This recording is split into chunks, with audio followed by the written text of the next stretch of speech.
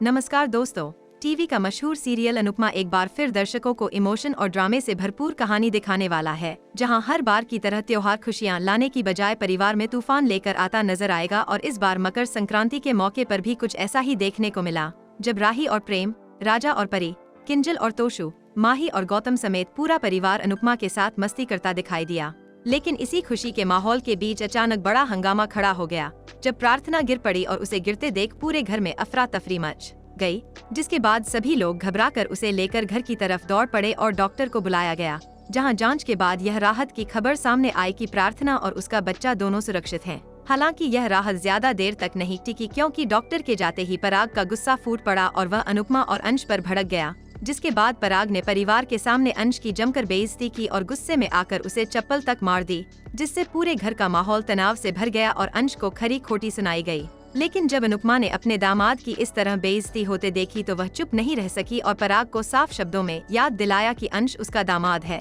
जिसके बाद घर में टकराव और बढ़ गया।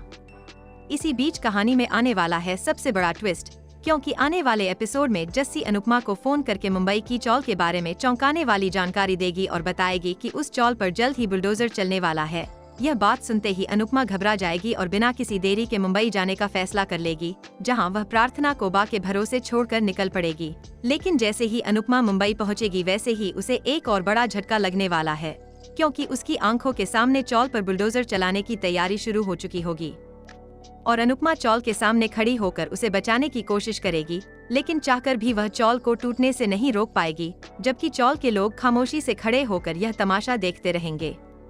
इसके बाद अनुपमा चौल को बचाने के लिए कोर्ट कचहरी के चक्कर लगाएगी और धरती आसमान एक करने की कोशिश करेगी, लेकिन इसी दौरान उसे एक के बाद एक बड़े राज पता चलेंगे और अनुपमा को यह सच्चाई समझ में आ जाएगी कि इस पूरी साजिश के पीछे रजनी का हाथ है, जिसने चालाकी से अनुपमा से कागजों पर साइन करवाए थे। यह सच सामने आते ही अनुपमा पूरी तरह टूट जाएगी और उसे एहसास होगा कि उसकी दोस्ती का गलत फायदा उठाया गया है, जिसके बाद अनुपमा को यह भी समझ में आएगा कि राही शुरू से ही रजनी को लेकर सही थी। अब आगे देखना दिलचस्प होगा कि क्या अनुपमा चौल को बचा पाएगी और क्या रजनी को अपने किए की सजा मिलेगी या फिर अनुपमा की जिंदगी एक नए मोड़ पर पहुंच जाएगी। दोस्तों, अगर आपको हमारा वीडियो अच्छा लगे तो उसे लाइक करें, शेयर करें